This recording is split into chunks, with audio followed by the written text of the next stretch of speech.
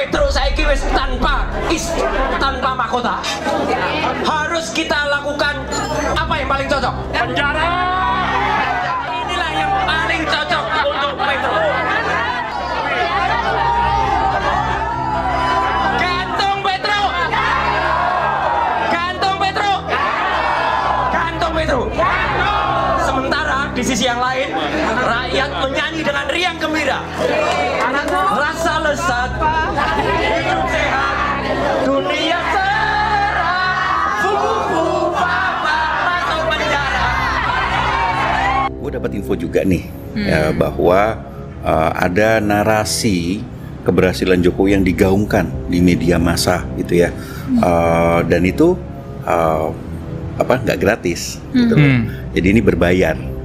Media massa mengumumkan atau melaporkan atau memberitakan soal keberhasilan Jokowi ya, pemerintah lah ya, dan untuk itu mereka kemudian mendapatkan imbalan. Dan ada sebuah tagar khusus gitu yang tadi sudah kita mention ya, yang kemudian juga didorong oleh Kominfo, juga oleh beberapa pendukung Jokowi, karena Menkominfo ini kan relawan Jokowi juga ya, gitu. Ada ya, sebuah tagar Projo, khusus ya, Ketua Umum Projo gitu. Tagarnya adalah terima kasih Jokowi.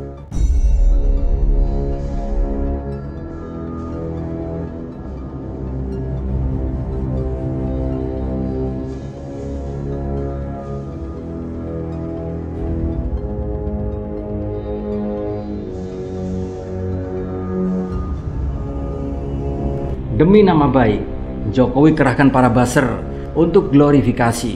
Assalamualaikum warahmatullahi wabarakatuh. Prediksi Tempo beberapa waktu yang lalu, yaitu melalui acara Bocor Alus, mengabarkan bahwa detik-detik Jokowi menjelang lengser, dikatakan akan ada gerakan, yaitu tagar terima kasih Jokowi yang terkoordinasi secara terstruktur.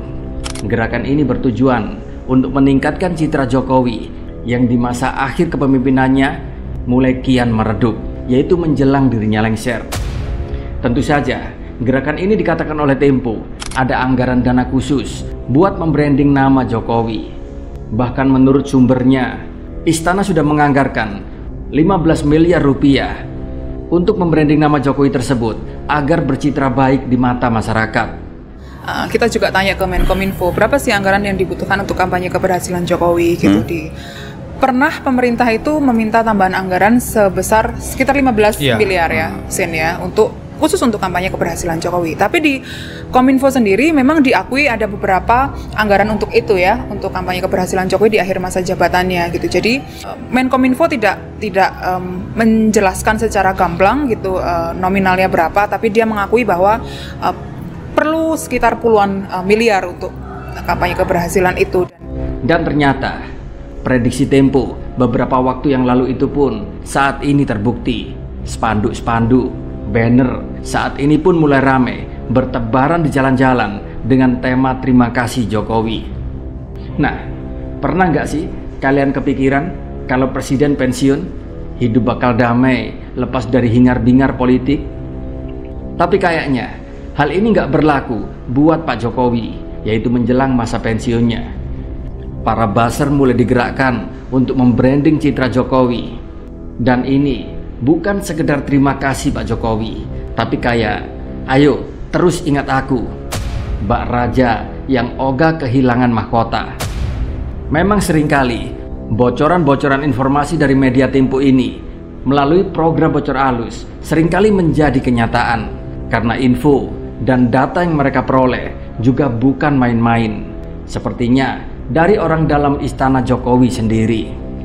Terbuktikan saat ini apa yang diprediksi Tempo, bahwa sebentar lagi ada gerakan yang dikoordinir dari istana untuk mengangkat citra Jokowi di akhir masa jabatannya. Kini pun sudah mulai terbukti. Bukan hanya banner dan spanduk-spanduk, tagar terima kasih Jokowi juga membahana di media sosial. Bukan hanya itu, beberapa menteri sampai bikin puja-puji tentang prestasi Jokowi. Ada Sri Mulyani yang bangga dengan anggaran pendapatan dan belanja negara atau APBN yang katanya moncer buat infrastruktur. Terus ada Zulkifli Hasan yang bilang neraca perdagangan surplus selama 52 bulan. Banyak deh pokoknya. Tapi sob, kita sebagai rakyat yang cerdas nggak boleh terlalu percaya tanpa melihat realitanya. Para menteri Jokowi sibuk membranding Jokowi, neraca perdagangan dibilang surplus, APBN moncer. Tapi faktanya, pertumbuhan ekonomi selama negeri ini dipimpin oleh Jokowi cuma 4,2%. Ayolah, di mana moncernya coba? Bahkan bila dibandingkan sama zaman SBY yang rata-rata pertumbuhannya di atas 6%, sangatlah tertinggal jauh. Dan apa benar infrastruktur itu sukses kalau utang negara malah menumpuk? BUMN pada bangkrut, jasa marga bangkrut, banyak tol dijual, Pertamina pun terus merugi. Bahkan dari BPJS sampai farmasi, semuanya banyak mengalami kerugian. Pengangguran saat ini top habis di masa Jokowi. Kemiskinan meroket, kriminalitas meningkat, banyak proyek tambang-tambang pun dikuasai oleh asing. Pokoknya banyak deh. Makanya saya sering kesel kalau ada buzzer yang bilang, jangan lihat keburukan Jokowi saja, lihatlah kebaikannya lah. Lah, rakyat itu menggaji para pejabat, termasuk presiden, agar Indonesia ini bisa menjadi lebih baik. Kalau Jokowi bisa kerja dengan baik, itu adalah sebuah keharusan dan sebuah kewajiban sebagai kepala pemerintahan. Tapi kalau Jokowi kerja buruk, wajib bagi kita untuk mengkritisi. Bahkan, saking oonnya para buzzer-buzzer ini bilang, Jokowi sudah bangun infrastruktur dan lain sebagainya. Tapi saya kira, anak SMP saja juga bisa bangun apapun kalau punya uang. Contoh nih, misal presidennya anak SMP, lalu pingin bangun bendungan megah. Kira-kira bisa nggak? Wong cuma tinggal perintah, yang terpenting itu duit.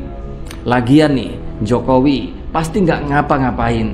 Paling-paling cuma bilang, Menteri A, coba kamu cari pinjaman duit. Kalau ada bank ya bank, kalau nggak ada, pinjol juga boleh. Menteri B, bangun bendungan di kota Konoha, carikan lahan yang sesuai dan strategis. Saya nggak mau tahu ya, pokoknya bendungan harus jadi bulan depan. Siapa yang nggak bisa coba? Bahkan ada yang lebih lotop lagi, celetukan dari para buzzer-buzzer ini. Mending Jokowi banyak bangun infrastruktur. Lah kamu, apa yang sudah kamu perbuat untuk Indonesia? Aduh, ya kok pola pikirnya gitu ya? Jokowi itu presiden bro. Lah kita cuma rakyat jelata. Masa kita harus nyaingin Jokowi gitu? Jokowi bangun tol, rakyat jelata seperti kita juga harus bisa bangun tol. Kan somplak namanya.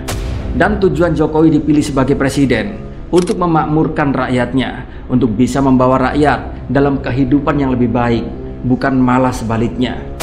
Coba lihat saat ini, pasar-pasar mulai sepi dan semua pada tutup. Para pedagang banyak yang bangkrut. Di samping daya beli masyarakat yang menurun, mereka juga semakin kalah bersaing dengan barang-barang impor yang semakin menggila. PHK di mana-mana yang tentu saja semakin meningkatkan angka kemiskinan serta kriminalitas. Hasil tambang yang katanya bisa mendongkrak ekonomi, semua itu hanya omong kosong. Buktinya, pendapatan negara saat ini masih didominasi oleh pajak rakyat, yaitu sebesar 82,4%.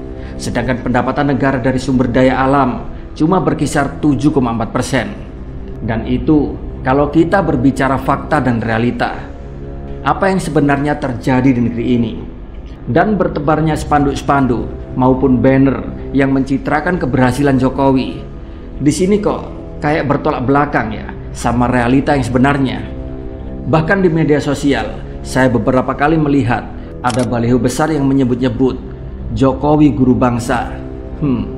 Masa iya guru bangsa? Apa nggak guru pencitraan? Ditambah lagi kabarnya akan ada kurang lebih 400.000 orang siap menyambut kepulangan Jokowi ke Solo. Walah.